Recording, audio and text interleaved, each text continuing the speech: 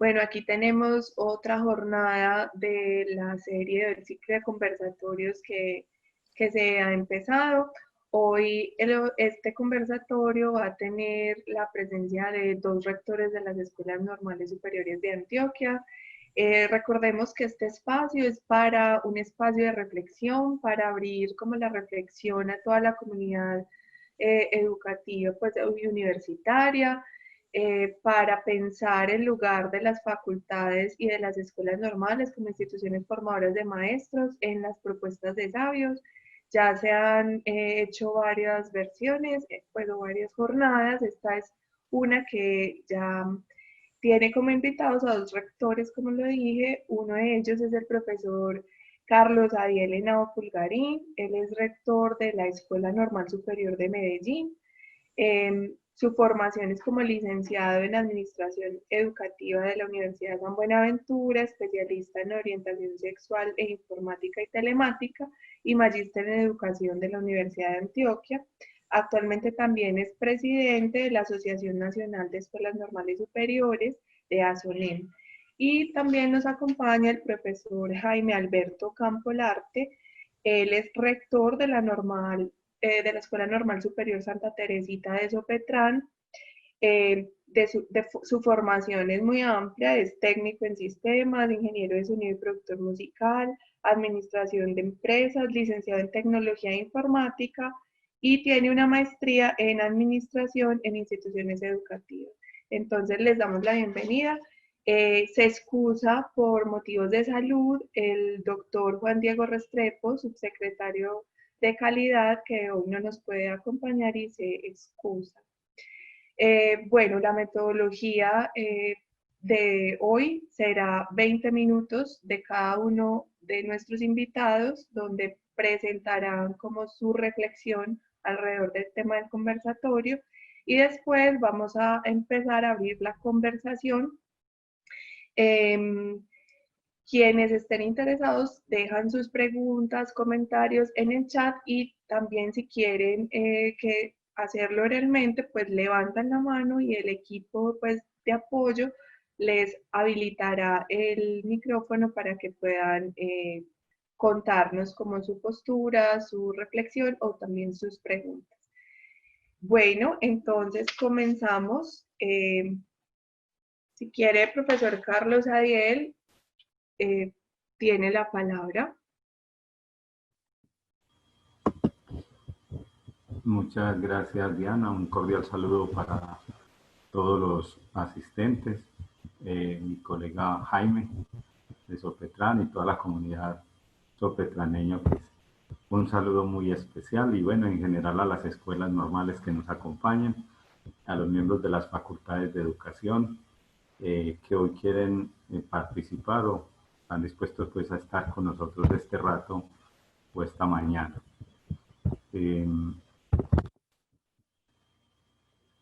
Bueno, lo primero es establecer que en Colombia, hasta el momento, la formación de maestros está a cargo de las facultades de educación y las normales. Pero por norma también, diría yo que ha estado a cargo de todas las facultades o en general de la educación superior. En el entendido que a la educación pueden acceder cualquier profesional que pase el concurso y que tenga 420 horas de pedagogía. Bueno, en ese orden de ideas, o hago este contexto para establecer como la realidad actual y lo que la Comisión de Sabios propone a partir de ahora, ¿cierto? Que podamos establecerlo en ese marco. Hay el punto de partida es tratar de establecer el lugar de las facultades formadoras de maestros y de las escuelas normales en esta propuesta. Yo creo que más que ubicarles un lugar, voy a generar unas reflexiones y la tarea o el reto para cada uno de los asistentes es ayudarnos a ubicar ese lugar. Es decir, que todos podamos irnos interrogando irnos preguntando, porque como bien lo dice Diana, esto es una conversación que empieza eh, y que seguramente irá a transcurrir mucho rato, entonces es importante todos ubicarnos allí. Lo primero entonces es que el informe de sabios pues, se titula Colombia hacia una sociedad del conocimiento. Con eso nos dice esta comisión, y me disculpan pues para las personas que ya la han leído y que han avanzado, pero como sé que hay estudiantes de nuestros programas de formación complementaria, por eso de pronto voy a entrar en algunos detalles de base para tratar de que todos nos ubiquemos. Entonces, cuando dice Colombia hacia una sociedad del conocimiento, ya allí nos pone la Comisión de Sabios ese reto hacia dónde va, ¿cierto? No más que por decir la ciencia por la ciencia o en fin, la tecnología, allí nos centra la idea en esto.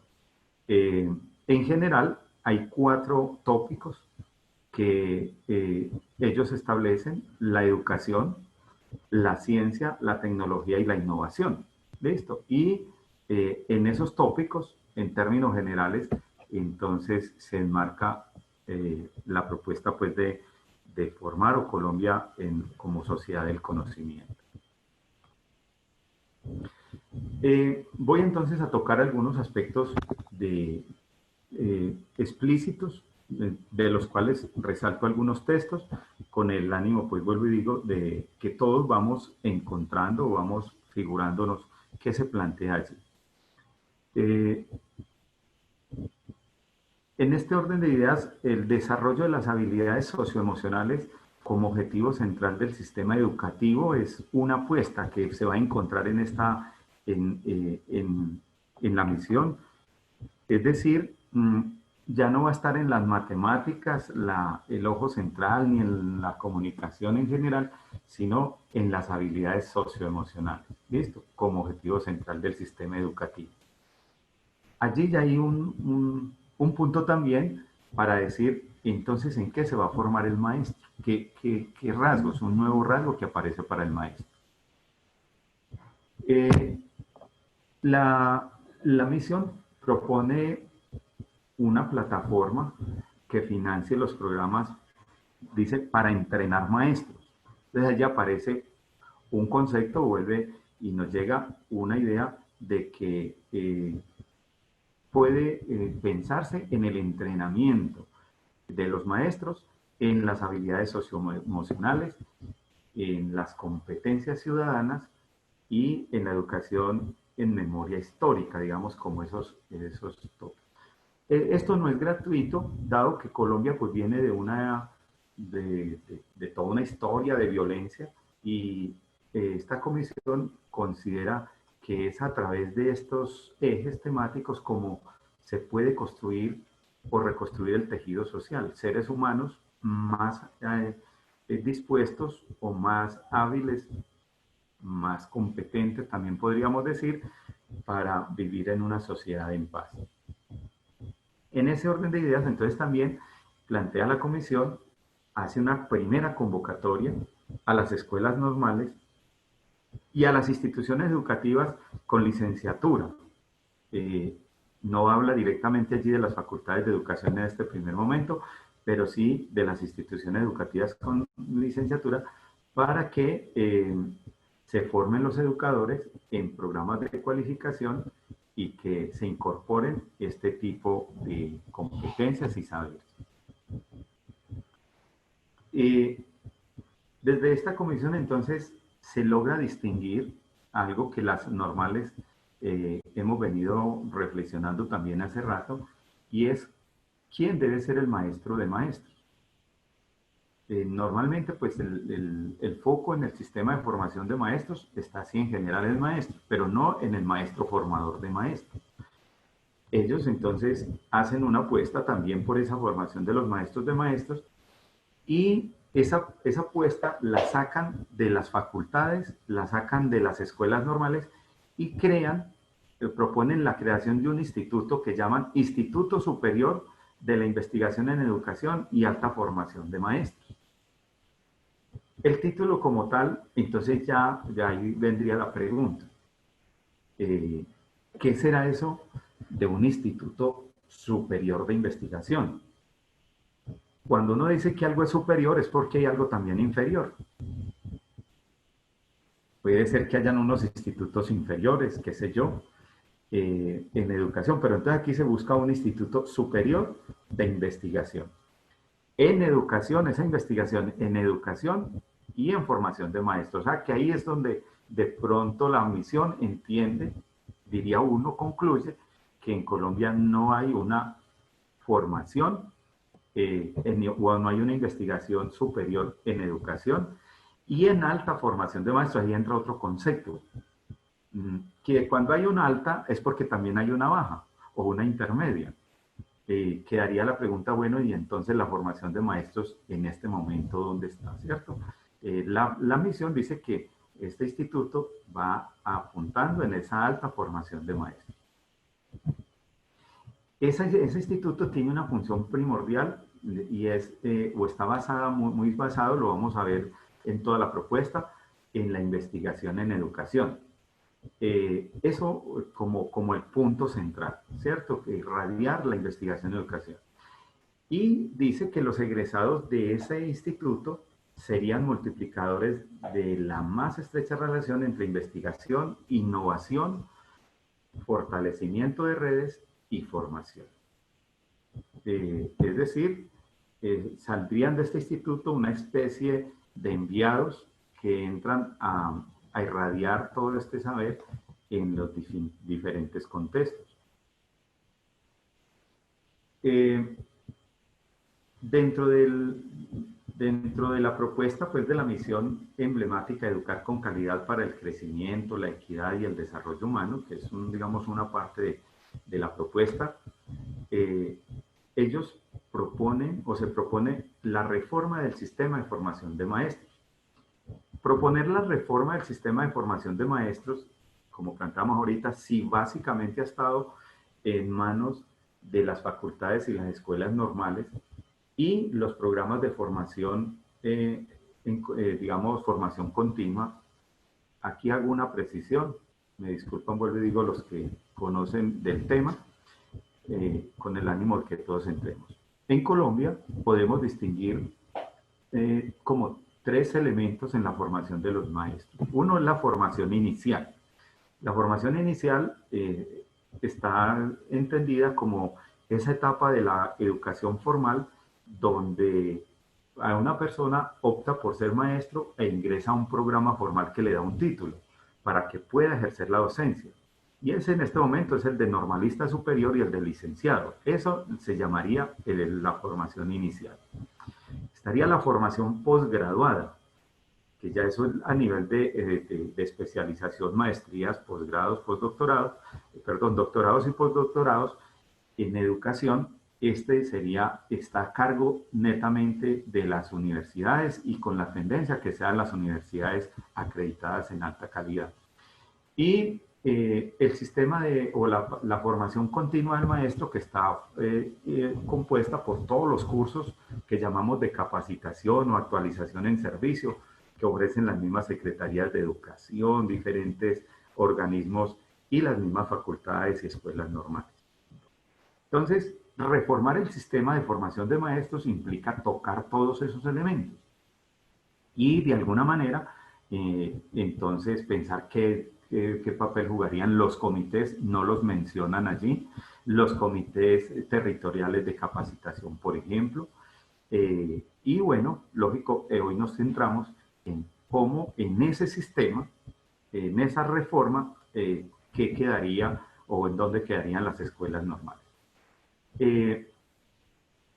Dice allí que se abrirían programas de educación en todas las universidades acreditadas.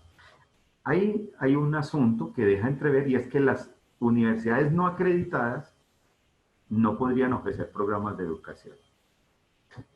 Dejaría entrever esta afirmación, la subrayo allí, y crea un sistema, o pone a la cabeza pues, de este proceso de formación el sistema o el Instituto Superior de Investigación en Educación y Alta Formación de Maestros. Es entonces, queda allí como también otro elemento, y es que aparece un organismo con el cual o del cual en cierta medida, diría yo, vamos a depender o vamos a estar direccionados desde ese organismo las escuelas normales y las facultades de educación. Y ese organismo nuevamente remarca el proceso o el trabajo en investigación. Dentro de las metas que se establecen de desarrollo para este sistema, que tocan concretamente con ese sistema, en el corto plazo, hay una al 2021, que es que en esta fecha estará funcionando el programa itinerante de grandes maestros nacionales e internacionales. Entonces aparece otra figura. Eh, cómo se clasificarán esos maestros, ¿cierto? Que tienen ese título. Eh, ¿Cuáles serán esas características? Me pregunto yo que soy un aspirante de maestro. ¿Cómo sería entonces si yo quisiera aspirar allá? ¿Qué tendría que hacer? ¿Cierto? Es como la pregunta para los que están en formación. Y esos maestros entonces van a ser maestros eh, itinerantes. Eh, eh, que van a promover básicamente las vocaciones en el sistema de normales y en las facultades de educación. Entonces, aquí aparece otro elemento que quiero resaltar. Mientras que las facultades de educación y muy concretamente las escuelas normales, una de las cosas a la que le apostamos, no sé si acertada o desacertadamente, pero la intencionamos, es la formación en la vocacionalidad en los niños desde preescolar y de la escuela normal y de otras instituciones y cómo identificar las vocacionalidades. Que este grupo selecto de personas no irían a otro lugar, según esta propuesta, sino a los que ya están en la escuela normal y a los que ya están en la facultad. Por lo tanto, entonces, de alguna manera, diría yo que le dejan un espacio, se le deja un espacio a la facultad y a la normal. Cáptenos esa población y luego nosotros la pulimos. Pues es una forma jocosa como yo lo estoy planteando, como lo podría uno plantear o pensar. Para el 2022 se establece o se piensa que se habrán fortalecido en Colombia el 40% de las escuelas normales. Es un número alto. Aquí es importante para tener en cuenta esto, es que Colombia tiene 137 escuelas normales y que por lo tanto ese fortalecimiento de ese 40% pues ya es un número significativo que está por allá eh, cerquita pues a los 60, 65 escuelas normales. Entonces, esas escuelas normales van a estar fortalecidas ese 40% a través de este programa itinerante de grandes maestros. Y la revisión de las estrategias de formación, digamos, como una propuesta allí también de establecimiento de becas a estudiantes de alto rendimiento. Aparece un asunto, un reto, y es cómo atraer a las facultades y a las escuelas normales los mejores estudiantes, que sería, pues, como yo interpreto lo que llaman aquí estudiantes de alto rendimiento. Para el mismo 2022 se contará con un programa específico de formación de maestros en metodologías de formación. Entonces aquí lo que nos dicen es también de manera específica dónde vamos a centrar la formación en las escuelas normales. En educación artística y cultural. También se va a centrar esto en las competencias socioemocionales, en la investigación y en otros, digamos, elementos como en la reflexión o en el conocimiento pedagógico. Para el 2025 dice que el número de maestros con conocimiento y capacidades básicas, o sea, se va a incrementar pues enormemente ese número de maestros en la parte artística. ¿Por qué se le pone atención a la parte artística? Se necesita colateralmente que el ser humano sea muy sensible y que sea muy lúdico, como una propuesta o un elemento básico de poderse acercar el uno al otro de manera más pacífica. Entonces, estos elementos pues están planteados allí. Esa nueva formación de maestros establece como unas líneas también, o se entresacan unas líneas. Lo primero, entonces, la creación del Instituto de Investigación en Educación y Alta Formación, como ya lo dijimos, es un elemento o un elemento constitutivo del sistema. Ese instituto, cuya sigla es ICIE, es el que va a orientar a través de guía las capacitaciones también para personal administrativo y directivo de las instituciones. Y proponen que como parte del pensum, como lo decíamos ahorita, entonces van a estar todas estas habilidades socioemocionales para el bienestar, la paz, el desarrollo de la ciudadanía democrática, de la mano de la educación en la memoria histórica. La institución que va a quedar encargada de orientar académicamente ese programa de la formación de los nuevos maestros es el ICE. Es decir, ese instituto va a ser la institución nacional que queda encargada de orientar todo el proceso de formación de maestros. Es la propuesta que da. Y que directamente en el instituto, en ese instituto, se van a formar, ya lo habíamos dicho, estos maestros de alta calidad, maestros en alta, pues, o sea, esos maestros de maestros, los maestros que van a ir a las normales y a las escuelas, a las facultades de educación. Deberán ser maestros graduados del ICE.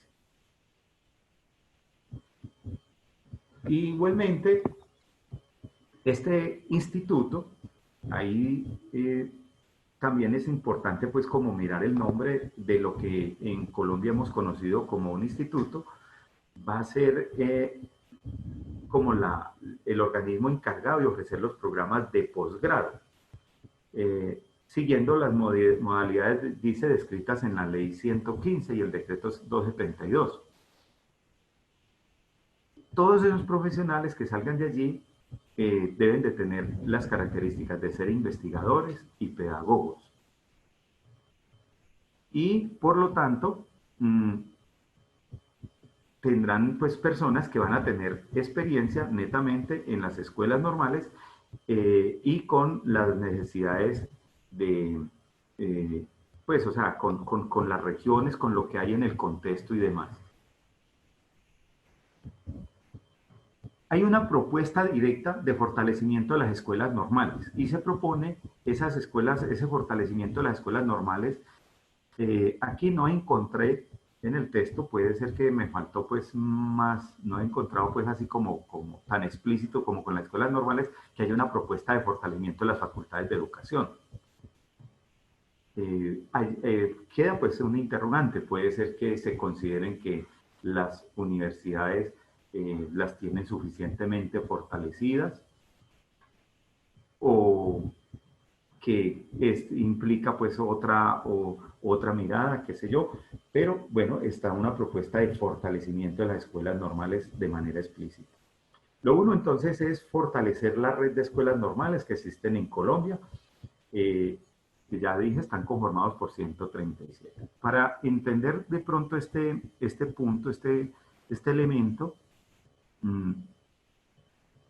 les proyecto este mapita.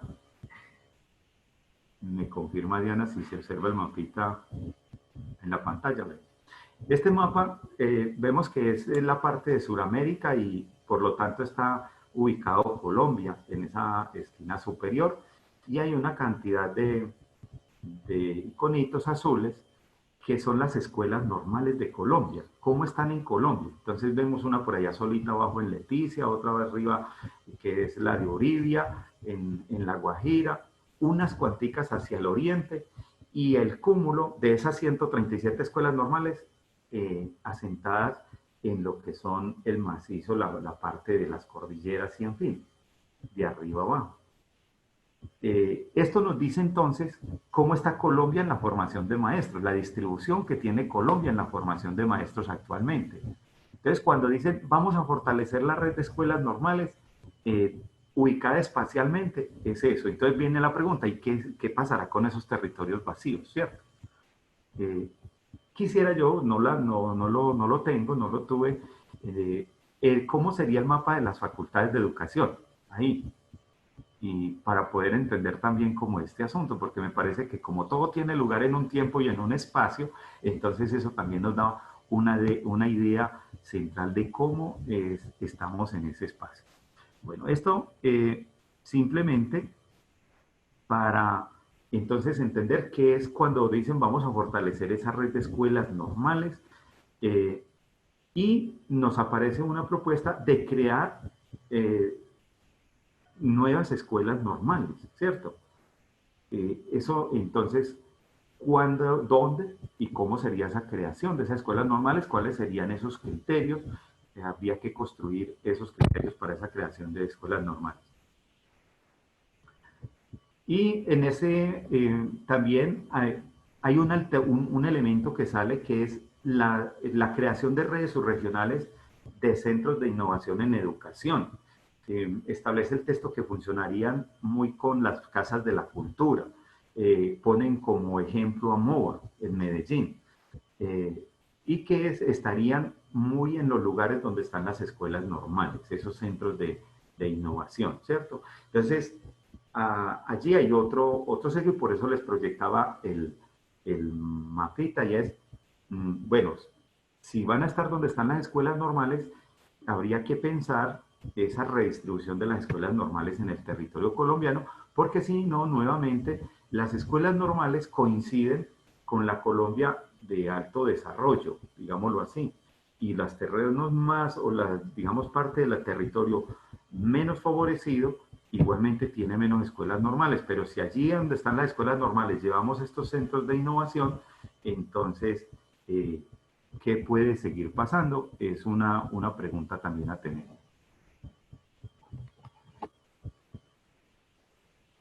Hay la misión en educación, ciencia, tecnología e innovación hace unas propuestas finales. Y dentro de esas propuestas está la reestructuración del sistema de formación de maestros del país, eh, a partir del fortalecimiento de las escuelas normales, como ya lo venimos recogiendo. O sea, esto es como ya el cierre, las conclusiones. Y a cuya cabeza esté ese instituto, eh, de ese Instituto Superior de Investigación en Educación y Alta Formación de Maestros. Ese sería pues como esa reestructuración que hace allí, o que se plantea. Hay una convocatoria en esa reestructuración y es formar a los profesores de las normales y de las facultades de educación de todo el país para hacer viables las dos universalizaciones propuestas que tienen que ver con la formación en las competencias psicosociales y con el trabajo o la formación en investigación. Se hace una convocatoria a las facultades para abrir programas de educación de alta calidad. Ahí entonces está también como otro llamado a dónde iría, y se pondrá en funcionamiento un conjunto de redes regionales y subregionales de centros de innovación, ya lo habíamos planteado, como los elementos centrales de esta propuesta. Siendo justos con el tiempo y la advertencia que me hace Diana, muchas gracias. Bueno, muchas gracias, profesor Carlos, por su intervención. Creo que, aunque hace un recuento de algún modo descriptivo de lo que, de lo que plantea el documento, que es útil para, como usted lo aclaró, aún para los estudiantes de la formación complementaria o de las personas que aún no se han aproximado al documento para que lo lean juiciosamente, también logramos identificar algunos elementos a modo como de una denuncia y en ciertas ambigüedades que se presentan en la propuesta, ¿cierto? Empezando porque hay una intención como de fortalecer, dicen, escuelas normales o de pensar en la formación de maestros sin considerar también las condiciones políticas que actualmente tiene el país y como ya lo han mencionado también en el chat, que ya empezó la discusión y la conversación ahí, esa lectura histórica de la tradición histórica, pues pedagógica que ha tenido las normales y las facultades de educación en el país. Y no se ve una conexión clara entre ese instituto que se propone y articulado a la trayectoria y a la tradición y a lo construido en cuanto a formación de maestros tanto por las normales como por la facultad. Y también una forma pareciera de clasificación del magisterio que habría que pensar y tal vez sea un tema de la conversación de ahora. También una de las cosas que se está como pensando en el chat y que se propone es, listo, esos son los planteamientos. ¿Cuál sería esa posición política de ASONEM, de la Asociación de Escuelas Normales frente a esa lectura que se está haciendo de la propuesta de Saus? Eso para que lo vayan pensando, entonces le damos la palabra al profesor Jaime. Bueno, muy buenos días para todos. Hola Diana, hola Carlos, espero que estés muy bien. Profe, le aclaro, le voy a dar 25 minutos ya que no tenemos un panelista y le aviso faltando un minutico, ¿listo? Muchas gracias Diana. Okay. Bueno, antes que todo, pues felicitar a Carlos que hace poco fue nombrado presidente de ASONEN. Y bueno, la idea es que el grupo de escuelas normales de Antioquia, como hemos venido trabajando ya de manera muy juiciosa hace algunos años, constituidos como RENSA, pues yo creo que desde ahí vamos a tener un fortalecimiento de esa asociación de escuelas normales a nivel nacional, porque pues ha tenido, digamos, unos altibajos y bueno, ahorita yo creo que con el liderazgo paisa, yo creo que podemos sacar un poquito adelante esa asociación, porque Carlos sabe que cuenta con todos los rectores de las escuelas de Antioquia y es un gran líder. Entonces, pues empiezo felicitándolo a él y a ustedes por este espacio. Me parece excelente que las universidades busquen dialogar alrededor de todo lo que está pasando en la educación en Colombia, porque finalmente pues esa es la misión que tenemos como académicos y como pedagogos. Yo voy a arrancar, si voy a compartir un momentico la pantalla, yo no voy a hacer ninguna presentación, porque pues digamos tengo aquí un guioncito, pero sí quiero compartirles que ya inclusive en el chat le puse 2 vínculos para que lo tengamos en cuenta como insumos que les dejo yo para la reflexión posterior a este encuentro. Entonces, a ver, yo veo cómo está por aquí. En este momento les estoy compartiendo les voy a compartir un fragmento de un artículo que acabamos de publicar en una revista científica sobre la investigación narrativa en la escuela. Entonces quisiera iniciar haciéndole una pequeña lectura. Ahí, como les digo, les dejo el vínculo para que le peguen la leída a todo el documento si lo quieren hacer. Y empiezo con esta frasecita de Freire que dice: toda búsqueda convoca siempre una esperanza. Transitar de aquella esfera epistémica en la cual el sujeto A pretende formar al sujeto B, y en dicho proceso formativo no alcanza sino una cosificación del sujeto que aprende, se constituye mítica y diabólicamente en uno de los más importantes logros de la escuela tradicional en Occidente. Entonces, ¿qué estamos diciendo acá? Tratar de partir alejarnos de esa cosificación del estudiante y de ese escenario algo árido de lo que es el docente frente al estudiante, pues sería uno de esos importantes logros que pretendemos en la educación. Pero ¿cómo podría ser de otra forma si el sujeto B no ha construido su palabra y el sujeto A no está interesado en ser partícipe de dicha construcción? Con esto iniciamos, porque es un documento que escribimos 3 personas, Federico Agudelo, Sandra Clavijo y mi persona. Les dejo nuevamente el artículo ahí para que lo vean. Y hacemos una reflexión precisamente de lo que es la formación de los maestros en este momento. Fue una investigación que hicimos alrededor de los muchachos en mi escuela normal. Cogimos a ese grupo de estudiantes que ya estaba próximo a graduarse y a través de unas narrativas identificamos pues una serie de circunstancias que más o menos se las voy a esbozar acá, pero están descritas en ese documento. Les estoy dejando en el chat ese documento que les acabo de dar, esa pequeña lectura, y también el perfil tecnológico del maestro, según un documento de la UNESCO, que se constituye además un reto latente en la educación. Bueno, entonces la cosa yo la dividí en 4 momenticos de unos 5 minutos cada uno, porque acá nada más decía la profesora Araceli que le preocupaba un poquito la posición que tiene pues este documento, ahí digamos como un desconocimiento histórico e incluso de lo que está sucediendo en este momento a nivel social, pues que finalmente yo creo que uno de los objetivos de la educación es apuntarle a un objetivo de aprendizaje social, o sea, qué queremos de nuestra sociedad. Y más allá de eso también, pues, dice la profesora Araceli que carece totalmente de brújula. Yo estoy de acuerdo con esas posiciones porque a veces veo en estos documentos una posición bastante romántica y como muy fuera del contexto. Entonces yo voy a hablar de 4 retos que nosotros tenemos tanto en las facultades de educación pues como en las escuelas normales.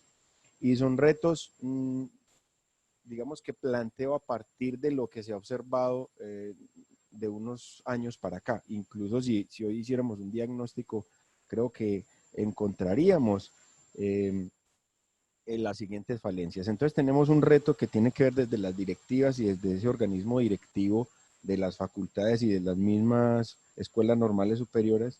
Otro que tiene que ver con esos retos del perfil tecnológico del maestro, que se apunta un poco al documento que les dejé en el chat.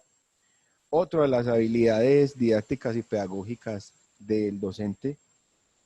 Y un cuarto elemento que tiene que ver un poco o mucho con lo que dijo Carlos hace poco en la formación humana del docente, pero haciendo mucho énfasis en el liderazgo.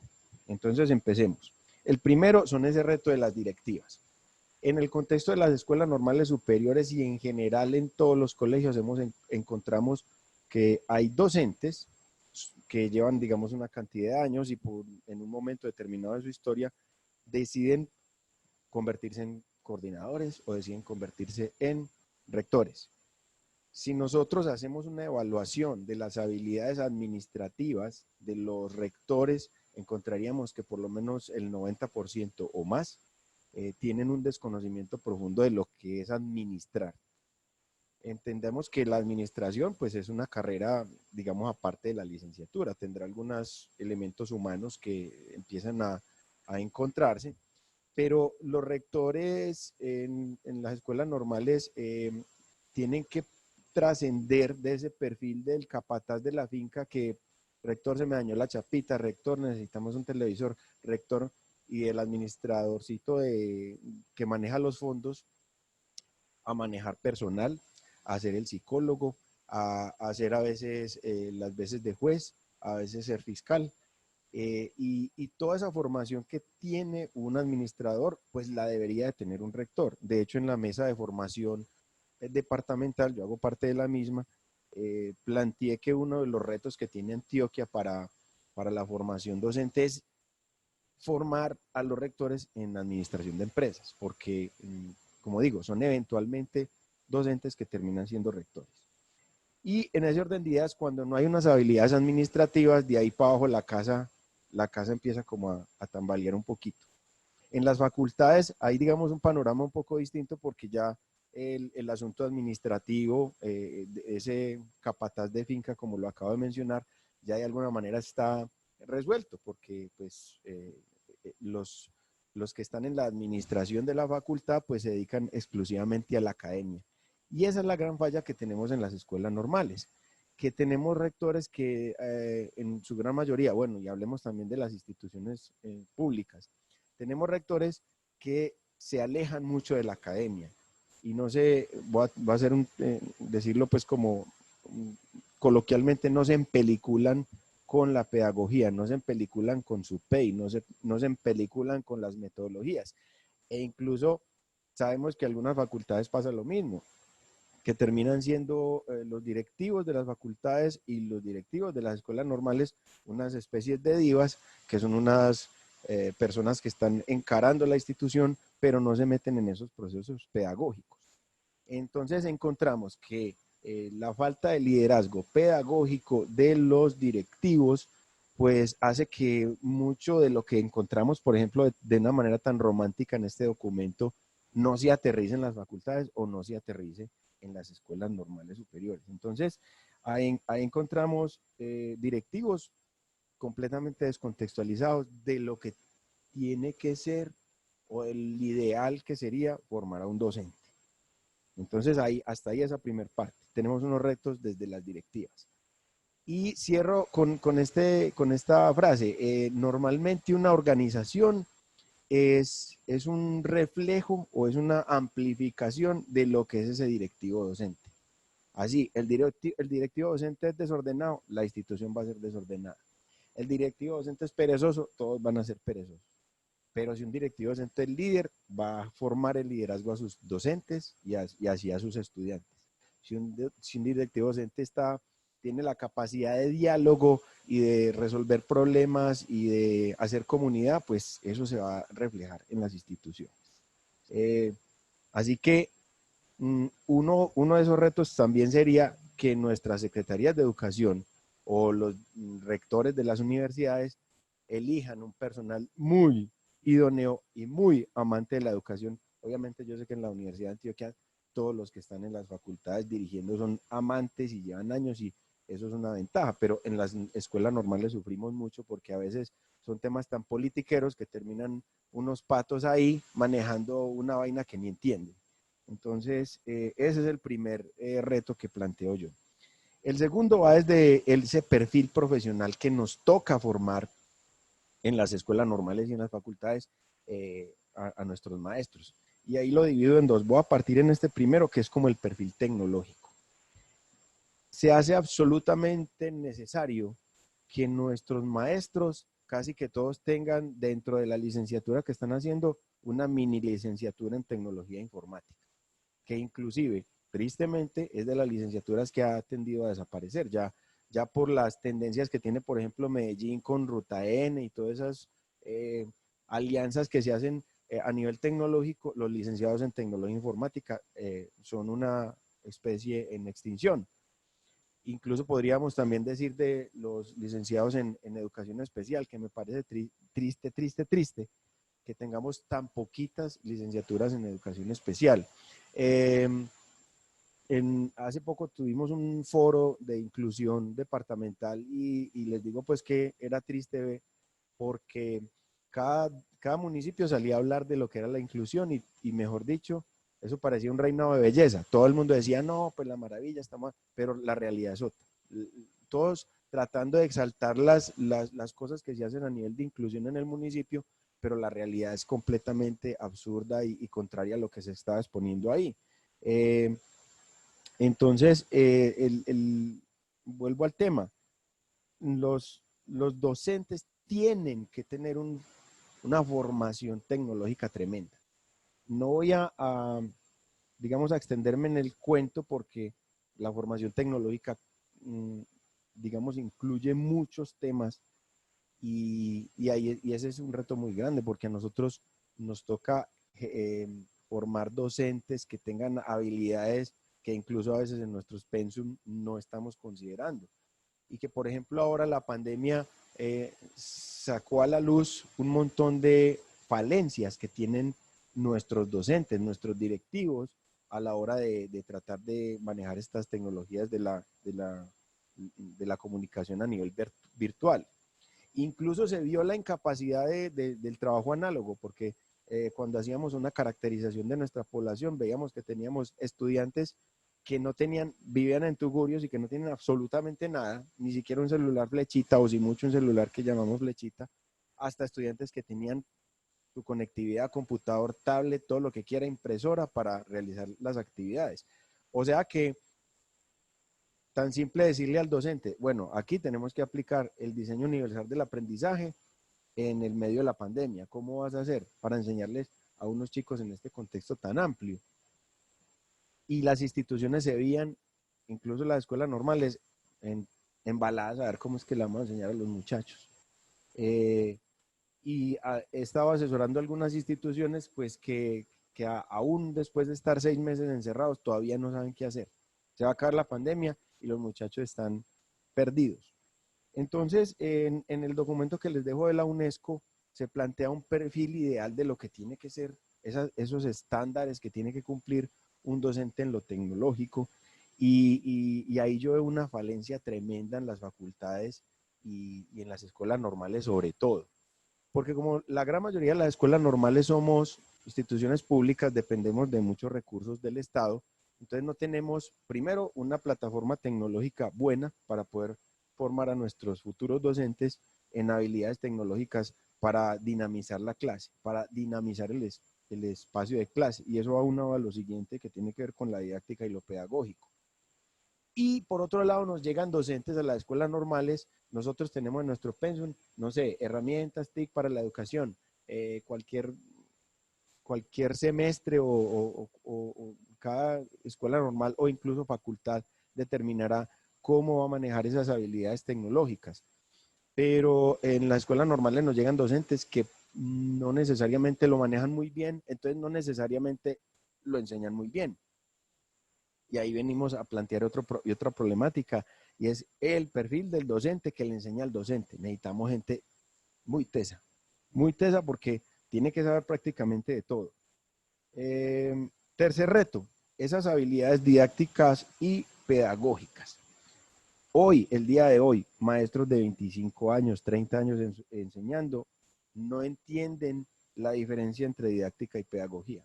Y eso es una cosa pues tenaz. A veces en los contenidos que trabajamos en las facultades, en los contenidos que trabajamos en las escuelas normales, no nos enfocamos mucho en las habilidades didácticas que tiene que tener un docente. Y viendo pues la didáctica desde ese objetivo social y desde esa forma en cómo tenemos que enseñarle al muchacho, o sea, ya pensándolo al estudiante, ¿cómo le tenemos que enseñar a una persona teniendo en cuenta un objetivo social? Y ahí nos referimos al PEI. Entonces, ¿cuál es ese perfil que queremos en nuestra facultad? ¿Cuál es ese perfil que queremos en nuestra escuela normal?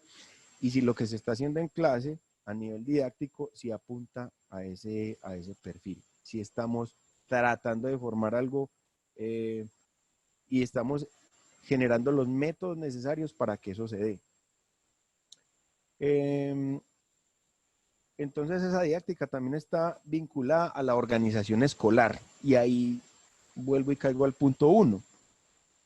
Una escuela mal organizada, y cuando pues, organización escolar tiene que ver con todo. O sea, en la guía 34 del ministerio nos habla de 4 áreas de gestión en las instituciones, y encontramos directivos que no son capaces de manejar las 4 áreas de gestión, que eso tiene que ser una habilidad directiva completamente verificada a la hora de coger una institución. ¿Usted conoce las 4 áreas de gestión? Sí. ¿Cuáles son? Esta. ¿Qué hay que hacer en cada una de estas? Y si no tenemos una buena organización escolar, pues vamos a fracasar formando a los futuros docentes, porque incluso la organización escolar hace parte de ese currículo oculto que llamamos, o ese metacurrículo, porque es que los que van a ser futuros maestros aprenden del entorno, aprenden de lo que están viendo, aprenden del maestro que me enseña y no necesariamente de lo que me está enseñando, sino de cómo me enseña. Entonces, esas habilidades personales que las voy a dejar de última también se vuelven absolutamente necesarias. Y en esa didáctica también el tema de la orientación educativa. Orientación, oriente. Por acá Araceli habla de brújula. Oriente, ¿para dónde es que vamos? Encontramos organizaciones, escuelas normales y a veces facultades, que no tienen claro el oriente. Entonces hay un pensum y contratan unos maestros para que enseñen estas materias, pero no está claro para dónde vamos, a dónde apuntamos, que este muchacho salga con qué competencias. Podríamos incluso decir cómo está aunada la academia a ese proyecto de vida.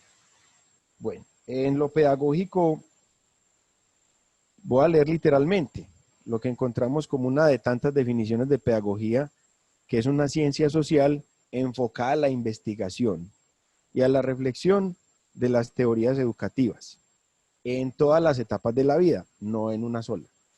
Entonces, esto lo planteo ¿por qué? Porque nosotros en las facultades, listo, estudiamos a Vygotsky, a Piaget y empezamos a ver un montón de teorías, pero cuando el personaje llega a la práctica, eso como que todo se olvida. Y me parece increíble que uno se desgaste enseñándole a los muchachos una serie de métodos, de teorías, de autores, para que lleguen a un aula de clase a trabajar la típica clase que abro la cartilla, cojo la cartilla y escribo en el tablero, y lo que está en el tablero los muchachos lo pasan al cuaderno, y después yo le voy a pedir que en una hojita me escriba lo que está en el cuaderno, que está en el tablero, que está en la cartilla. Y esa es la educación que tenemos en este momento en su gran mayoría. En este momento yo me encontré y es como digamos el borrador de mi tesis de doctorado, y voy a plantear la pregunta problema muy coloquialmente: ¿por qué, hijo de madres, en las instituciones públicas no somos capaces de hacer integración curricular?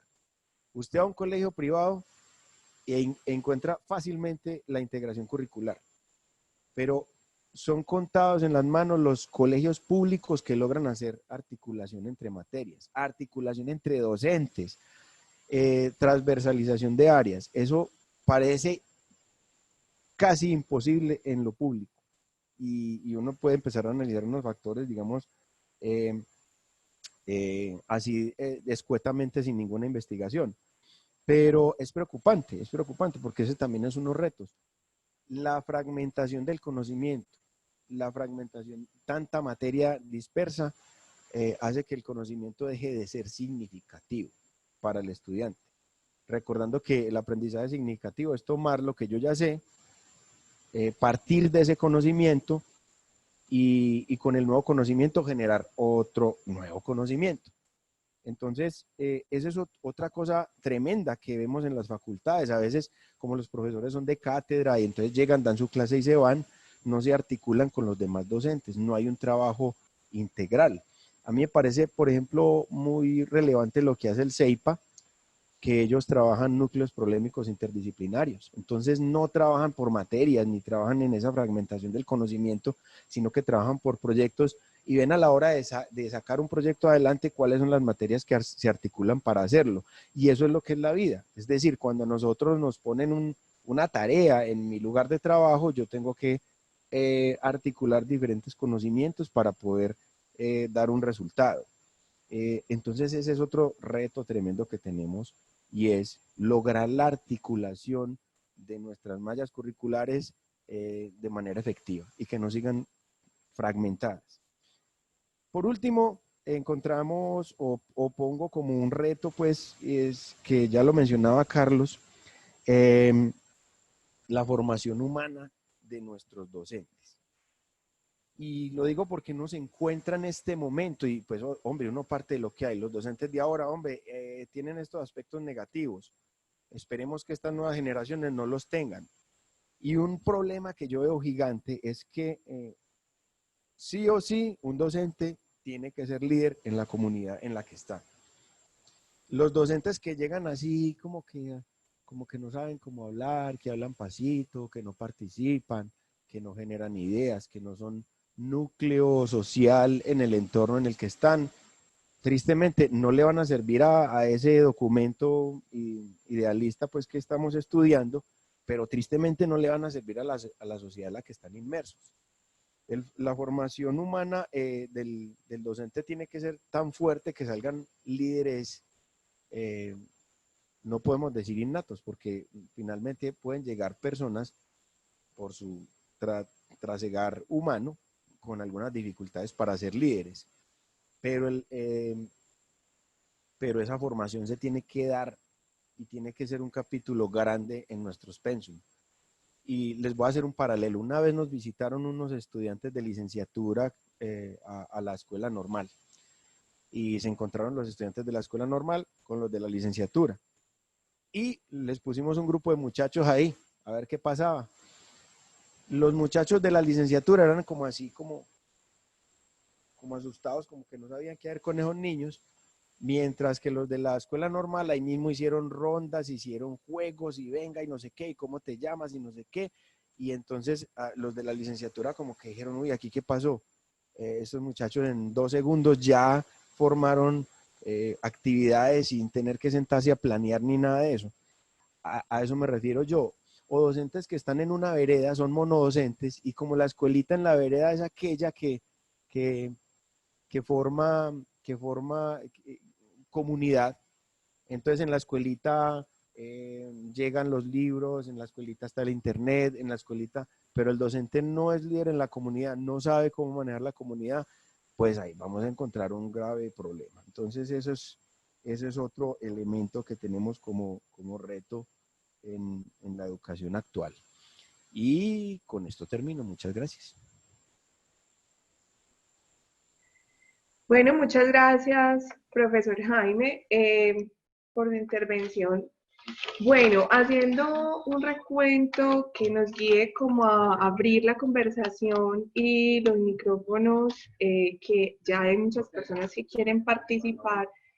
Bueno, creo que la visión que nos da el profesor Jaime tiene que ver es más con esos retos internos de la institución, pero creo que no se pueden desarticular de las condiciones políticas y sociales en las que se vive hoy y en las que se inscribe la institución formadora, específicamente la escuela normal.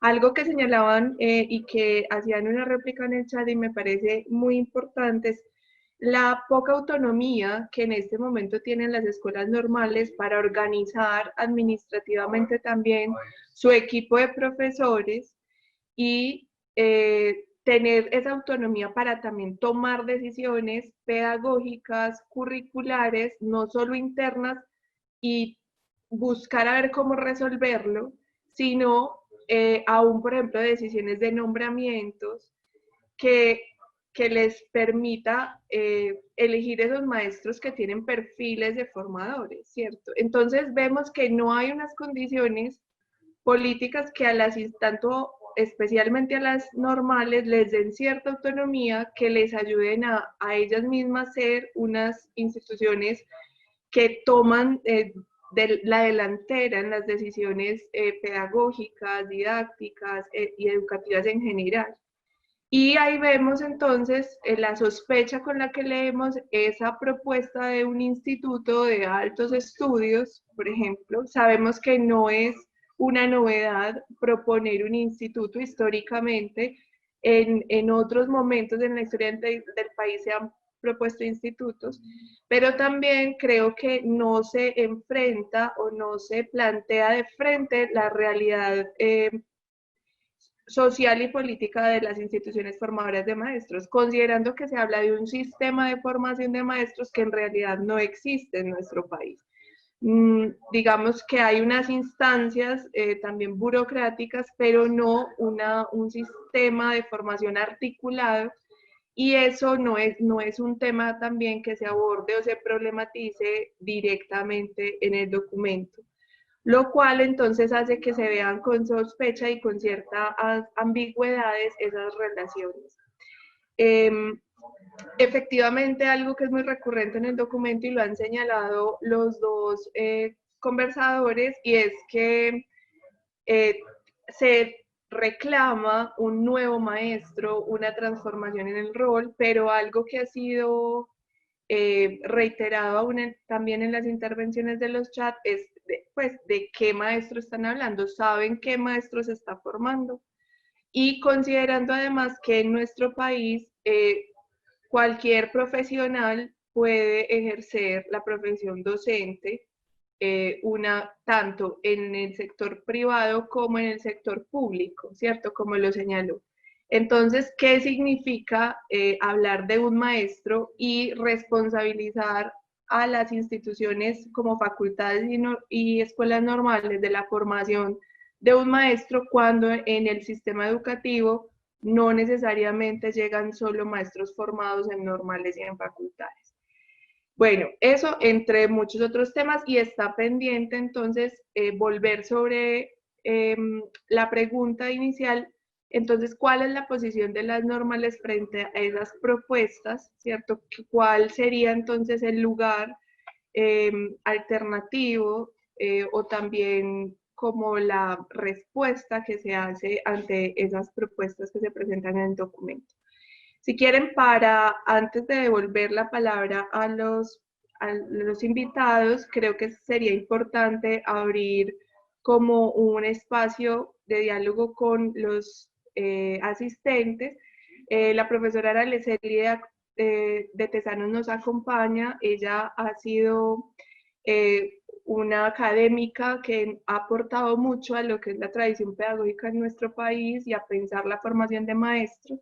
Entonces sería muy importante también conocer su posición y enriquecer como el conversatorio en ese sentido. Entonces le pido a Felipe si puede habilitar su micrófono. Profesora. Muchísimas gracias, Diana. Estoy muy... Se me había olvidado la reunión, me avisó el Facebook, me avisó el correo en realidad. Porque a mí es un tema que me parece demasiado importante y porque creo que el documento, y no es la primer conversatorio que tengo sobre el documento donde estoy, es un problema súper serio que tenemos la gente que nos dedicamos a la formación docente. Primero porque en el documento, como ha sido tradicional y habitual en América Latina, se copian una cantidad de cosas que pasan fuera, pero que no tienen nada que ver con lo que pasa adentro. De partida los nombres. Un instituto superior de investigación es una copia del centro de investigaciones francés, pues, o sea, ¿de qué estamos hablando? Que depende directamente del Ministerio de Educación, además. No es una institución autónoma. Depende de la Rectoría General del Ministerio. Y el otro es la Escuela de Altos Estudios, o sea, eso es una copia de lo que les pasó a los suizos por el problema de Bolonia, o sea, los suizos tuvieron siempre escuelas normales, igual que los alemanes, ¿sí? Pero resulta que con Bolonia se les desajustó la estructura, inventaron una escuela de altos estudios en pedagogía, y en realidad pusieron las normales adentro de eso, de esa nueva estructura, y digamos que la formación de maestros subió una especie de rango, ya no entran a los 16, 17 años, sino a los 18 cuando terminan los bachilleratos, porque eso es el modelo Bolonia, digamos. ¿Sí? Y porque además el país tiene como responder financieramente a esos cambios, o sea, no somos nosotros, ¿ya? Porque los cambios que se proponen en esos documentos significan inversiones de dinero descomunales, que tampoco están contempladas, ¿sí? O sea, se habla desde el aire mismo y sin saber cómo se va a manejar la situación. Yo le agradezco mucho a Carlos Henao, que creo que en algún momento estuvimos sentados en dos sillas, uno al lado del otro, y por la exposición, porque fue muy clara y muy pertinente, ¿sí? Y para saber dónde estamos parados y qué es la actitud y cómo nosotros vamos a plantear, ¿sí? Porque no nos podemos negar que es necesario hacer unos cambios, porque eso estamos todos de acuerdo, o sea, no hay ningún drama con la cuestión de la formación. Pero son cambios que tienen que salir de adentro, no de afuera. Y ese es un tema más que relevante, ¿sí? Y entonces, además, hay algo que es bien importante, o sea, el documento se pasa hablando de vocación, y vocación para acá, y vocación para allá, ¿sí? Pero ¿saben qué? Yo no creo en la vocación. Eso ya lo he dicho por todos lados y lo vuelvo a repetir, a ver si nos entendemos, ¿sí?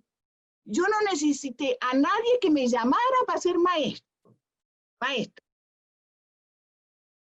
Esa vaina salió de adentro. Y eso se llama causa sui, de mi amigo Espinosa, ¿sí? No es un problema de vocación, es un problema que la decisión de ser maestro salga de adentro de uno mismo. Por supuesto, ese adentro de uno mismo tiene que ver con el mundo en que creció, con el mundo en que se crió, con la gente que tiene alrededor. No sale por obra y gracia del Espíritu Santo la cuestión, sino sale por una experiencia de vida. Y es una decisión que toma uno, no la toma nadie más que uno. Y eso es muy importante tenerlo en cuenta para que acabemos con esa historia de la vocación, pues vocación para acá, vocación para allá. No. Es una decisión personal. Sale de adentro de uno la decisión de ser maestro. Por ejemplo, el otro tema es que ellos no tienen ni idea de lo que hace un maestro. Y a mí la distinción que hizo el profe Ocampo me parece súper clara. O sea, no confundamos didáctica con pedagogía porque son dos vainas distintas. Y tienen finalidades, territorios y espacios de discusión que son diferentes, que se pueden vincular y discutir entre ellas, por supuesto, como todas las disciplinas discuten entre ellas. Pero en la formación de un maestro tienen que estar separadas y establecer las relaciones, pero son dos ámbitos disciplinarios diferentes. Y eso tiene que entenderse de una vez por todas. Y el otro tema que el documento no toca, pero ni de cerquita, es el problema de las prácticas en la formación docente. Que no es un tema menor, sino mayor. Porque en realidad los maestros de primaria tendrían que tener la práctica como eje de la formación. Y allí confluir toda la formación teórica que tiene que ser muy dura. Yo estoy de acuerdo con lo que dijeron tanto Carlos como Campo. O sea, tiene que ser dura la formación teórica de un maestro. Y se tiene que dar en esa práctica. Cuando Ocampo hizo mención a unos núcleos temáticos en una institución que no logré anotar el nombre, pues eso está en el libro de formación de maestros entre las huellas y los imaginarios. Eso nosotros lo hicimos en el sur de Chile en el año 89. Borramos las asignaturas. Porque si la asignatura siendo asignatura, todos los académicos, profes o lo que sea, van a seguir defendiendo su metro cuadrado. Y son incapaces de secuenciar un proceso de formación y de transmisión de conocimientos articulado entre ellos. Y cuando uno quiebra las asignaturas y transforma las asignaturas en seminarios que tienen que estar coordinados unos con otros, obliga a la gente a trabajar juntas. Aunque suene autoritario, pero no me importa. Entonces, hay algunos aspectos que tienen que ver con los problemas teóricos, pero hay también algunos aspectos, como bien decía Carlos Ocampo, que tienen que ver con la organización de las instituciones. Y a mí lo que me importa es que nos sentemos a discutir realmente y a conversar realmente sobre cómo queremos que sea la formación de maestros en las normales, y cómo queremos que sea la formación de maestros en las licenciaturas. Porque resulta que en las licenciaturas estamos hablando de un maestro que enseña de una manera diferente al que enseña en la escuela primaria. El maestro de enseñanza secundaria no puede hacer lo mismo que el maestro de enseñanza primaria, y no puede hacer lo mismo que el personaje el académico de la universidad. Porque si no, la gente que tenemos a cargo no crece nunca. Y generamos unos sistemas de dependencia atroces. Entonces uno se encuentra en la universidad con gente que pregunta, profe, ¿de qué página hay que leer?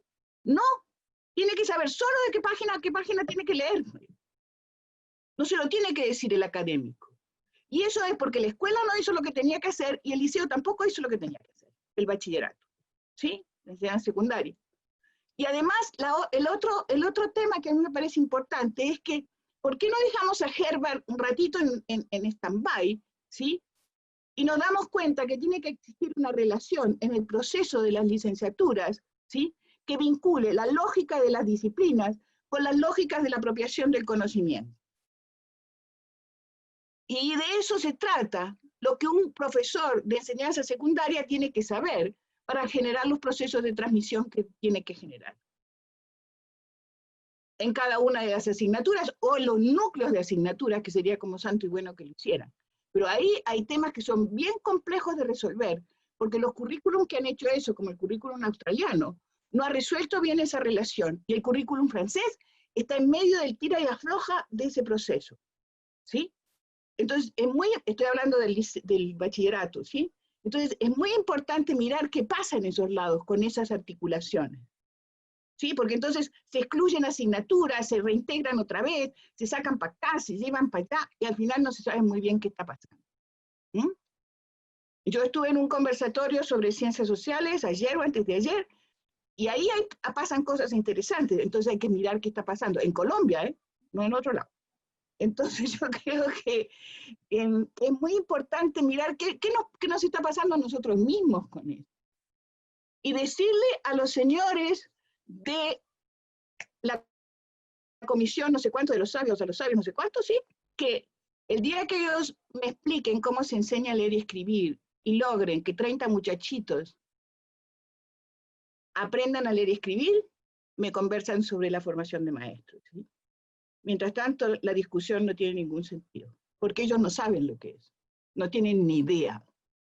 Y más en las condiciones, como tú bien has dicho, Diana, en que viven nuestros niños, la gran mayoría de nuestros niños, en toda América Latina. Entonces, claro, la pandemia nos hizo así, ¡pum!, nos dio en la cara con el cuento. Pero eso ha sido siempre así. Y qué bueno que nos dio en la cara con el cuento, para ver si nos ponemos las pilas, para ver qué hacemos. Muchas gracias, muchas gracias por el espacio. Gracias, profesora Araceli, a usted por seguirnos acompañando desde la distancia en estas reflexiones. Bueno, creo que la profe señala algo muy importante que puede articular como la conversación que sigue, y cuando él habla de que, ella habla de los cambios deben salir de adentro, y creo que ese es uno de los dilemas en el que estamos, porque salen estos documentos y ahí mismo lo que pensamos es, bueno, ¿qué tenemos que hacer? ¿Qué nos están pidiendo que hacer? Pero la invitación, y creo que esa invitación que nos hace la profesora está también marcada de nuestra historia, de lo que fue, por ejemplo, el movimiento pedagógico, de lo que fueron la Expedición Pedagógica Nacional, donde fueron las reformas, las transformaciones educativas, tuvieron lugares a partir de la iniciativa de la movilización social del magisterio, de los intelectuales también en ese momento, de universidades y de otros profesionales, y aún hasta de padres de familia, interesados en pensar la educación. Y hay cosas, por ejemplo, como lo señalaba el profesor Carlos,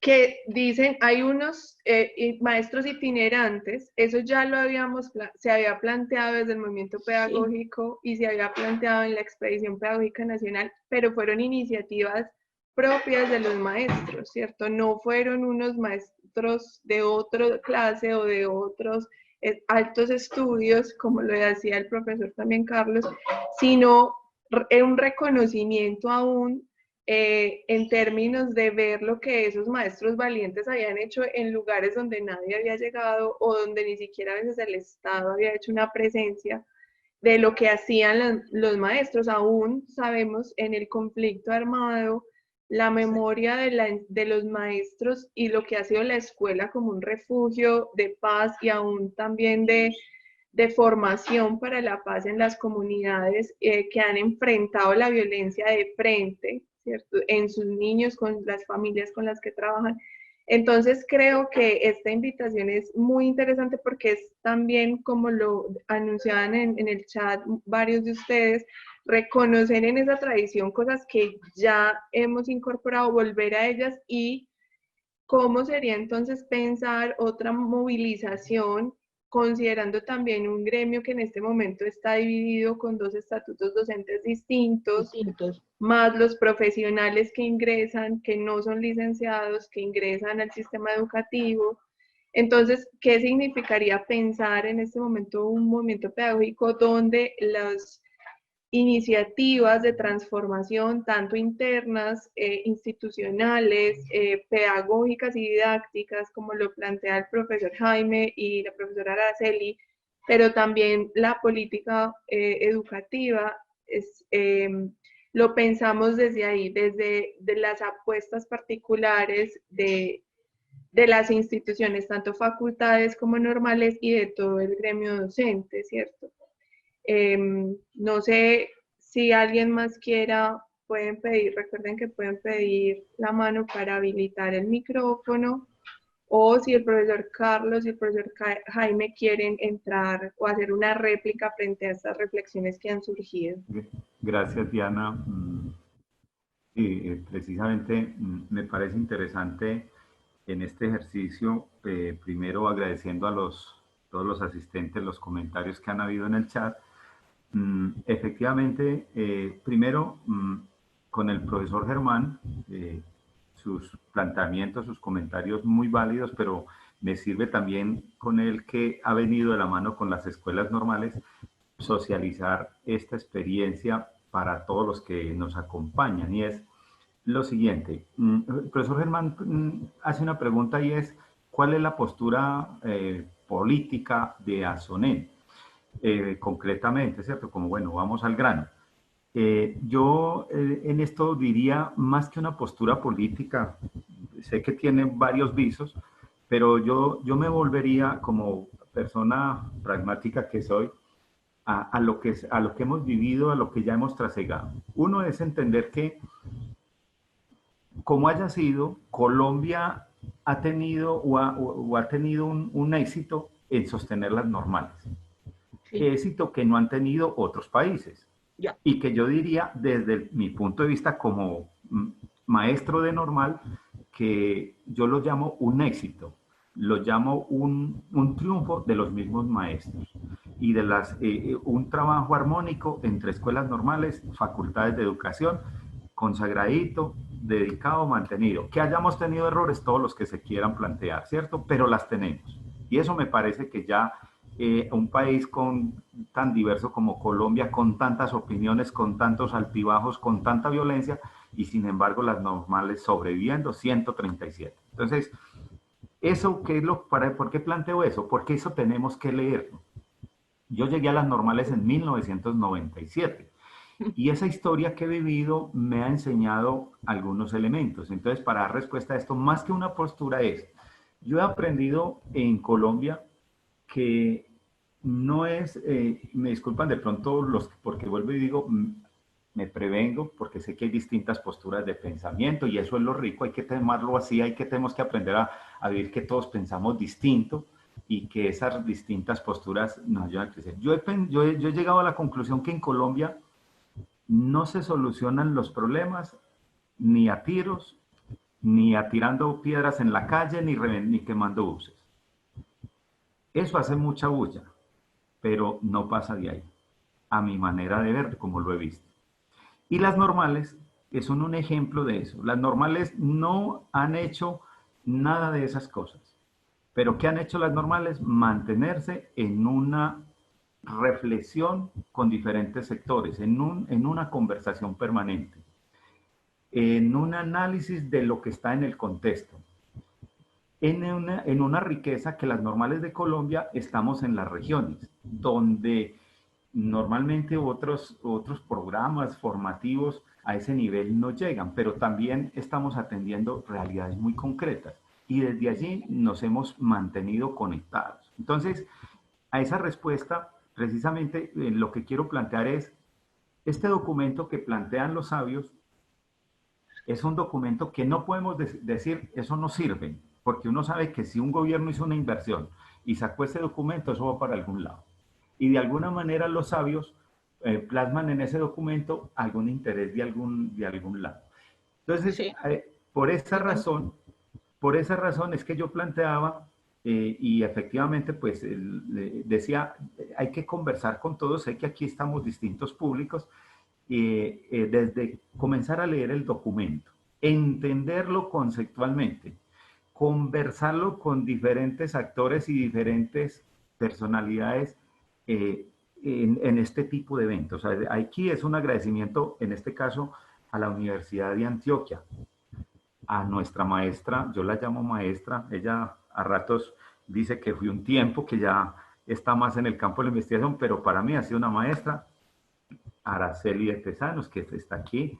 Bueno, que estemos las personas que en este momento, de alguna manera, tenemos una responsabilidad con este sistema. Entonces, y crear, yo lo llamo así, para SONEN, y no solo a SONEN, sino ojalá SONEN sentadito, como lo hemos logrado con facultades de educación, conversando, entendiendo la propuesta hacia dónde va, pero también entendiendo dónde estamos nosotros y reconociendo, como lo plantean también en el chat, la realidad es una realidad cambiante y estas instituciones que forman los maestros, que a su vez son los que van a formar los ciudadanos, como la sociedad es cambiante, las demandas cada día son distintas y por lo tanto no podemos decir ya lo tenemos todo listo, sino cuando creemos que lo alistamos es hora de empezar otra vez a armarlo. Entonces, en este momento es necesario crear esa agenda o revisarla, esa agenda nacional, incluyendo esta conversación, yo lo llamo así, que nos llega con los sabios, cómo alimentar el debate, pero desde allí manejar la situación.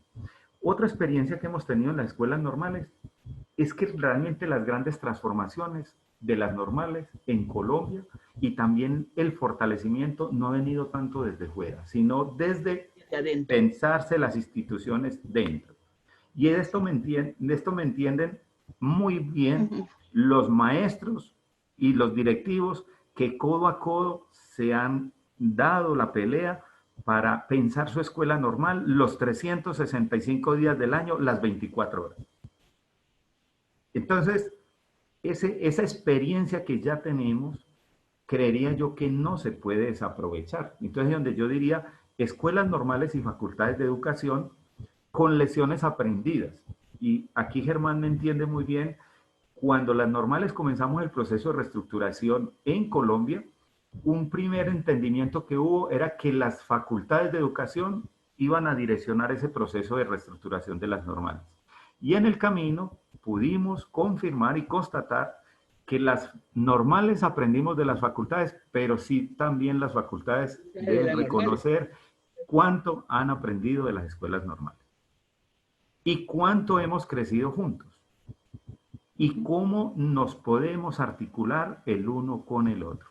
Cómo las facultades y las normales, porque también hubo un momento que entendíamos que éramos, que no cabíamos en el mismo lugar, que o sobraban las normales o sobraban las facultades.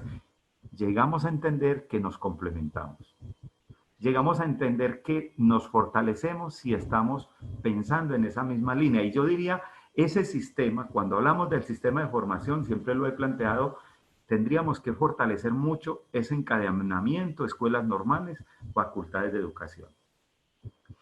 Aquí en este sentido también nos toca interrogar, porque doy otro ejemplo que ha pasado en Colombia. Aquí no quiero pues como plantear discusiones porque cada uno tiene su visión. Yo voy a plantear lo que pasó, las cosas que han pasado y que nos ha mostrado nuestro país.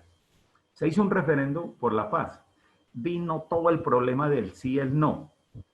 En el referendo ganó el no, pero se aplicó de todas maneras lo que los del sí planteaban. O sea, en última instancia no se aplicó lo que dijo el pueblo. Eso pasa con la comisión de sabios. A veces es posible que un gobierno trate de poner esto a ultranza en las conversaciones, ¿cierto? O sea, a veces los debates se dan en una línea y las decisiones se toman en otra. Eso es algo que tenemos que seguir madurando y que las normales en parte hemos logrado poder llegar a los escenarios de decisión a partir de la conversación y el debate académico y la sustentación, mostrando también realidades, mostrando hechos concretos, como lo decía nuestra maestra Araceli ahorita, muestre cómo se forma un maestro. Muestre cómo se forma un maestro de maestros. Reconozcamos en qué condiciones se está desempeñando el maestro y en qué condiciones está educando el estudiante actualmente. Tenemos que llamar también algo que ella planteaba, y yo lo llamo el sustento económico de esta propuesta. Los sabios proponen unas cifras y proponían unas cifras, y esto fue antes de la pandemia. ¿Cómo va a quedar el país después de la pandemia? ¿Y qué de eso está en condiciones de ponerse? Así es. esas metas que ponen a 1 año y a 2 años, ¿cuál es su condición de posibilidad? Por eso las ponía yo allí. Entonces, pero no simplemente entrar a criticar. Yo diría que no podemos entrar a criticar de una sí o no, sino interroguemos el asunto, conversémoslo entre todos y no cedamos el campo que hemos ganado, donde las escuelas normales y las facultades de educación en Colombia, creería yo que hemos venido tomando las banderas para pensar la educación de este país. Es decir, el hecho de que el Ministerio de Educación se tome la molestia de consultarnos, de convocarnos, de conversar con nosotros y de entender también y decir vamos a trabajar juntos, yo creo que esa es una ganancia enorme, enorme a mi manera de ver. Eso es todo lo que planteaba. Entonces, en conclusión de todo esto es, necesitamos mirar las condiciones de posibilidades del sustento económico de todo lo que proponen, porque no tampoco todo lo que allí se propone puede uno desecharlo. ¿Cuál es ese sustento académico para el oficio del maestro, de enseñar, que se está proponiendo o que realmente está teniendo en cuenta para hablar de todo un cambio, una transformación? ¿Cierto? Que allí se habla de una transformación del maestro y se pone un instituto como que es posible, y es interesante, como que es posible, así como yo cambio en mi casa, por decir algo, la chimenea o la nevera, entonces vengo y traigo un instituto, lo monto aquí y ya está funcionando. Sabemos que eso no opera así, ¿cierto? Ese asunto no es así. No. Pero podría ser que algún día dijéramos, bueno, podemos caminar a darle una estructura a este asunto y cuál sería esa estructura del sistema de formación de maestros en Colombia. Entonces ahí es donde ya habría que preguntar por esos elementos cuáles serían, cuando yo hablo de ese sustento sobre el oficio de enseñar, entonces, bueno, ¿qué lugar tiene la investigación? ¿Qué lugar tiene la pedagogía? ¿Qué lugar tienen las disciplinas? ¿Qué lugar tienen las prácticas? ¿Qué lugar tienen cada uno de los saberes de los contextos y de las situaciones que le toca enfrentar al maestro? ¿Cuál es la lectura que hoy hay? Porque esa también habría que hacérsela al informe de los sabios. Leer ese informe y leerlo tras de una lectura del ciudadano que Colombia anhela tener o que sería deseable tener en Colombia. ¿Cuáles son esas características? La Constitución del 91 comenzó con unos asuntos, ahora todos estos debates de la paz indudablemente nos han dejado otros elementos grabados desde las prácticas y desde esa historia. Entonces, porque conocer ese ciudadano deseable es llamar entonces el sistema cuáles son esos énfasis que tendría que tener para desarrollar esas características en ese ciudadano. Otro elemento fundamental sería Colombia tiene unos planes decenales, y digo tiene porque aunque digamos ha pasado, los planes actuales van recogiendo ciertas líneas, y hay un plan a 2026 y ya se viene pensando el del otro decenio. Eso que se tiene allí, esos elementos que han sido de un consenso y de una concertación nacional, esos elementos, ¿cómo conversan con ese informe? Ese informe, ¿cómo se ve ahí? O ese plan nacional también, ¿cómo se ve ahí? Eso nos daría otros elementos básicos para esa realidad. Y lógico, las realidades dinámicas y aspiraciones de las regiones, las localidades y el mundo que vivimos, incluida la pandemia. Muchas gracias. Gracias, profe Carlos. Tenemos 3 personas que han levantado la mano, la profesora Araceli nuevamente, Lucero Vallejo y Rafael Londoño. Entonces, en ese orden vamos a dar la palabra, profe. Ya, yo voy a ser muy breve. Primero, el documento, gran parte de lo que dice el documento, que tuve la paciencia de leer, Carlos, o sea, sin enojarme y todo, tiene gran parte copiada de los documentos del Banco Mundial. O sea, vamos a poner las cosas donde son. Si uno quiere saber lo que pasa en la educación en América Latina, durante 10 años hay que leerse el documento del banco. Debe estar por salir el del próximo decenio, o sea, porque sale siempre en los años que terminan en 0. Entonces, tuvimos el del 10 al 20 y ahora vamos a tener del 20 al 30, así que sería bueno leerlo. ¿Sí? Los documentos de UNESCO en general sobre formación de maestros no fueron consultados con maestros, esto es necesario que lo sepan, ¿sí?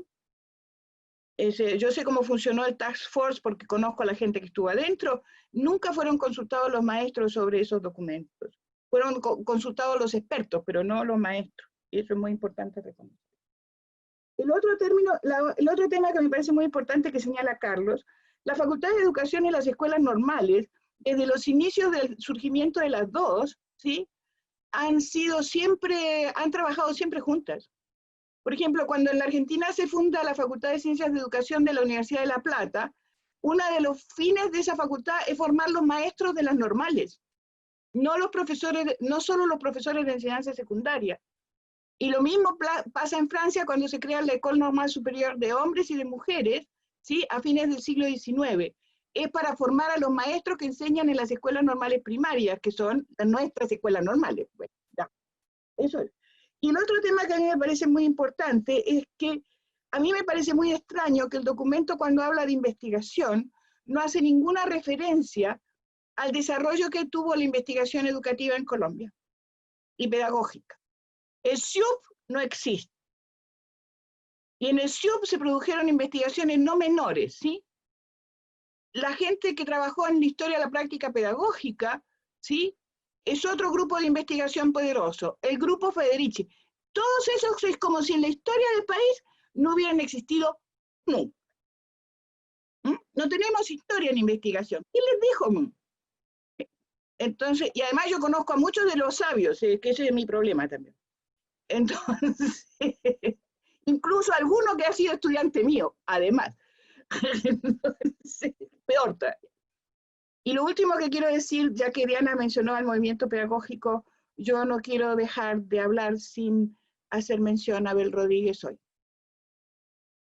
que tuvo la mala idea de irse. Y eso no se le hace a los amigos cuando están en la pelea. Solamente eso. Sí, muchas gracias, profe. Sí, lamentamos mucho esa pérdida tan grande para el país y para el magisterio del profesor Abel Rodríguez. Bueno, continuamos entonces con Rafael Londoño, que mantiene la mano. Entonces le damos la palabra. Sí, no, y sí debemos de la... O también Liliana Vallejo había solicitado la palabra. Profesor Rafael. ¿Me escuchas? Sí, te escuchamos. Bueno, muchas gracias. Es un honor estar participando, además al lado de mi rector de la Normal, de la Escuela Normal Superior de Medellín, a quien admiro profundamente. Y ahora conociendo a Araceli en voz en voz propia y igualmente con el rector, don Jaime y tú, sí, Diana, sí.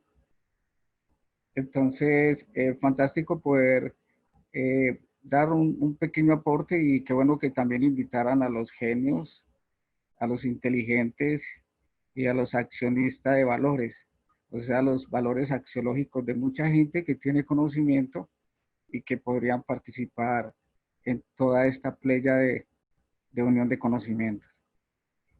Citando a Rafael Flores, la pedagogía se alcanza con 10 años de práctica docente y el saber pedagógico lo adquiere solamente aquel que tenga una visión y una participación investigativa en el quehacer docente, ¿sí? Muy pocos maestros, muy pocos docentes se aventuran a investigar y quienes lo hacen o quienes lo hacemos, podemos tener en el aula un propósito totalmente diferente. Se hablaba también ahora de lo que es el arte, ¿sí? En tu introducción y también por parte de Don Carlos, acerca de que el arte sensibiliza, el arte lleva esa herencia cultural que los tiempos nos han edificado para poder construirnos. El profesor Rafael es un constructo de un legado cultural científico, lingüístico, un legado cultural que es propio de recogerlo y más ahora que la tecnología ha avanzado tanto y nos regala la oportunidad de poder adquirirlo en una forma fácil. Y con maestros que también tienen ese mismo orden de percepción y lo entregan con mucha vehemencia y con mucha dedicación. En parte de lo de la vocación, sí, con Araceli estoy de acuerdo en el sentido de que eso nace y es del alma. Se inscribe en el corazón y cada vez que se camina, la sangre te hierve, la sangre te proporciona como estar ahí parado y dar y dar. El verdadero pedagogo quizás es el que enseña poco, pero que ve que muchos aprenden. El verdadero pedagogo es aquel que puede ofrecer una oportunidad al otro de subirse sobre sus hombros y ver cómo camina por encima de los hombros de otros. Porque es una edificación también del constructo de vida del otro y hay que mirarlo hacia el futuro. El saber pedagógico es otro elemento diferente a lo que es la didáctica de la pedagogía misma y el saber pedagógico. El saber pedagógico me dice a mí hasta dónde lleva un estudiante para que edifique con eso que le estoy entregando y él pueda seguir construyendo. Entonces, hasta dónde puede un docente hacer de su quehacer esa práctica, esa praxis, esa dialógica y esa dialéctica entre lo que es el conocimiento y el ofrecimiento de ese elemento saber pedagógico. ¿Cómo transformo a partir de lo que yo sé con las herramientas que acabo de mencionar? Entonces, cuando en un salón alguien está muy callado o alguien está muy inquieto, yo llevo la parte de la pedagogía musical, por ejemplo, el ritmo, el acento, el pulso, el ostinato. Llevo lo que es la armonía entre lo que es una tónica, una subtónica, una mediante. Y veo que que en cada salón, en cada grupo, están expresados esos tipos de personajes dentro de una aula. Entonces, ¿quién tiene la mínima nota? ¿El que más habla? El que más callado está, o quién tiene la máxima nota. Y yo creo que en un grupo donde hay armonía social, es importante darle el valor que el otro tiene por su silencio o por la participación al hablar, ¿sí? Otro elemento importante es que en las normales se hace a un lado la pedagogía como tal, en el sentido de la enseñabilidad para que el niño que está en preescolar tenga hacia el grado 11 y el ciclo complementario conocimientos pedagógicos que él entienda hacia dónde va. Igualmente la didáctica. Si hay una buena didáctica, una buena metodología, estrategias que lleven a este niño a ser un joven con aspiraciones docentes, debe ser guiado de tal manera de que su maestro sea pedagogo, que su maestro sepa para dónde es que va y cómo fue que él también lo fue. Entonces, si las normales fueran realmente unos hacedores de su misión y su visión, el maestro de preescolar no solamente es un maestro, es un docente, pedagogo, investigador y es un académico, no un academicista. Es un ser adaptado a lo que es la sociedad actual y que viene de un constructo desde antes. Entonces, si se habla de la tecnología, si se habla de la ofimática, si se habla de la telemática, si vamos a hacer un convenio, un estudiante me decía, por ejemplo, profesor, entonces escribo esto en el cuaderno. Y le decía, no, pero si ya está escrito, porque apréndelo y construye, produce, porque español, yo enseño lengua castellana en el colegio y les digo a los estudiantes hay que producir. Están las herramientas de la metáfora, están las homófonos, están los conectores. Vamos a crear palabras, vamos a crear un sentido de lo que nosotros tenemos dentro. Entonces, en la línea de que las normales en la visión y su misión, el maestro, el docente debe tener un constructo no solamente de tecnología, aplicarlo y llevarlo al aula, sino también esa inteligencia intra e interpersonal, como lo hablan las inteligencias múltiples, ¿sí? En el sentido de que somos integrales, somos seres humanos que nos integramos, somos seres humanos que somos permisivos desde el punto de vista del sentimiento. Y creo que cada una de las materias, cada currículo hay que sentirlo, llevarlo al estudiante, como una comunicación que me llegó esta mañana: profesor, es que usted me da paz. Profesor, qué paciencia la que usted tiene. ¿Y eso en qué se traduce? De que el sentimiento con que se entrega el conocimiento es la razón del poder. Y el docente tiene poder, autoridad y algo muy bonito y hermoso, y es don divino. Ese don de transmitir es un don bastante interesante. Profe Rafael, gracias. Sigue la profesora Lucero y nos acaba de levantar la mano la profesora Gloria Marlene Cavit. Les pido, nos quedan 13 minutos para cerrar el conversatorio, entonces que sus intervenciones sean precisas para que puedan hacerse las dos intervenciones y podamos hacer el cierre del conversatorio. Gracias. Profesora Lucero, tiene la palabra. Bueno, no sé si entonces, mientras la profesora Lucero arregla lo del micrófono, la profesora Marlene hace su intervención. Hola, buenos días para todos. Gracias, porque de verdad que hay conversatorio tan interesante, y yo que he sido una de las que me he cuestionado, porque he llegado a comprender que las escuelas normales están como en un momento no de crisis, pero sí donde uno se siente como agobiado porque sabe todo de la política y del sistema cómo están. Yo sí quisiera que a partir de este conversatorio salgan propuestas muy buenas para ASONER, que la ASONER sea pues un puente muy importante con el Ministerio y con la Secretaría de Educación.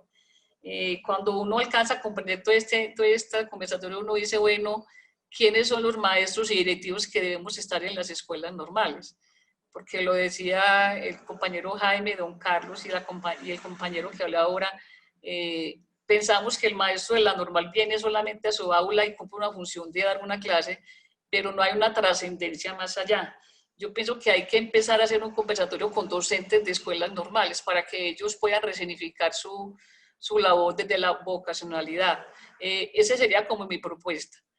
Cómo empezar a hacer conversatorios con docentes de escuelas normales y que sea una convocatoria muy motivadora, muy dinámica, donde podamos darle a comprender a nuestros maestros de las escuelas normales que no somos maestros del común y corriente, del maestro que va al colegio, da su hora de clase y listo, que no hay otras precisiones importantes. Entonces dejo como esta propuesta para todos.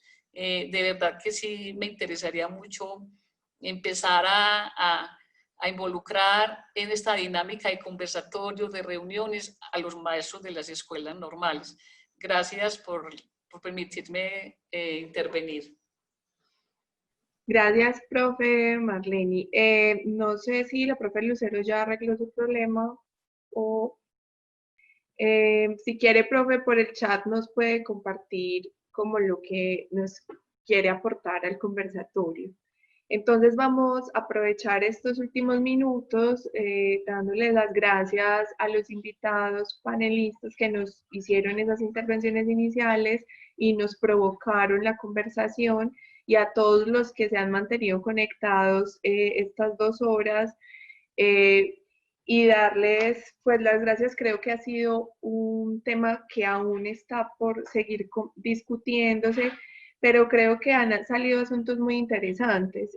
Primero es también cómo estos documentos también nos permiten hacer una lectura sobre nosotros, o sea, interrogarnos a nosotros mismos, y es evidente y claro, y se ha reiterado en las intervenciones, que hay todavía unos retos de la formación de maestros que tenemos que seguir pensando, tanto escuelas normales como facultades de educación, que tiene que ver también con los procesos de enseñanza y aprendizaje que adelantamos en las instituciones, de cómo formamos a los maestros, esa formación tecnológica en estos tiempos de pandemia, también todo lo que ha pasado con esa lectura de lo socioemocional, que es un reto necesariamente formativo, ¿sí? Para pensar, listo, no es vocación, entonces, ¿qué significa formar maestros? Maestros comprometidos éticamente con su oficio, pedagógicamente y políticamente comprometidos. Creo que es un asunto seguir pensando la idea del currículo al interior de las escuelas normales, de la integración de los saberes, de esas apuestas concretas por la enseñanza que son transformadoras, que son contextualizadas, pero por otro lado está también ese lugar que tenemos las instituciones formadoras y cómo se ve de alguna manera interrogado cuando aparecen propuestas como el instituto. Y eso nos lleva a pensar en nuestra tradición de formación de maestros y de instituciones formadoras en el país. Y nos lleva nuevamente como a la historia de nuestro país y a reconocer esos logros, esos territorios o terrenos ganados, tanto académicamente como políticamente, donde dicen, listo, ¿cómo debe ser nuestra presencia política y pedagógica en estos momentos, ¿cierto? Algo que decía el profesor Carlos es no ceder el terreno que hemos ganado, los aprendizajes que hemos adquirido, sí, y cómo apropiarnos de eso y también permitir que las nuevas generaciones de maestros se apropien de eso. Y creo que el trabajo desde, y pues como lo decía la profesora Zulagua, la profesora Araceli, desde adentro, la idea es que nosotros también unamos esfuerzos y continuemos fortaleciendo las alianzas entre facultades y normales que permitan también una movilización no en términos solamente contestatarios, como hacía la invitación el profesor Carlos Adiel, sino propositivos, ¿cierto? Nosotros conocemos la historia, conocemos lo que son las escuelas, los maestros saben qué significa tener, participar, sobre todo las escuelas normales en sus contextos rurales, formar maestros para la ruralidad, maestros que han enfrentado el conflicto armado, que han tenido experiencia de formación en esas tensiones aún de lo que significa formar para la paz. ¿Cómo recogemos todo eso y unimos esfuerzos para plantear propuestas que también enriquezcan como esas apuestas generales que recibimos en esta propuesta de Sabios? Entonces, eso sería como lo que hay que seguir pensando y muchas gracias a todos. Ya para terminar, les recuerdo que la idea es sacar un documento en respuesta a la propuesta de Sabios, y para eso se están haciendo estos conversatorios y se están recogiendo como todas estas discusiones desde diferentes audiencias. Y tenemos dos conversatorios siguientes el próximo 27 de agosto, como lo pueden ver en la invitación, donde van a estar a las 10 de la mañana, tendremos la participación de decanos de facultades de educación, y a las 2 de la tarde tendremos un conversatorio con estudiantes del doctorado, ese mismo 27 de agosto, entonces para que se programen y sigamos como en esta conversación. Muchas gracias a todos.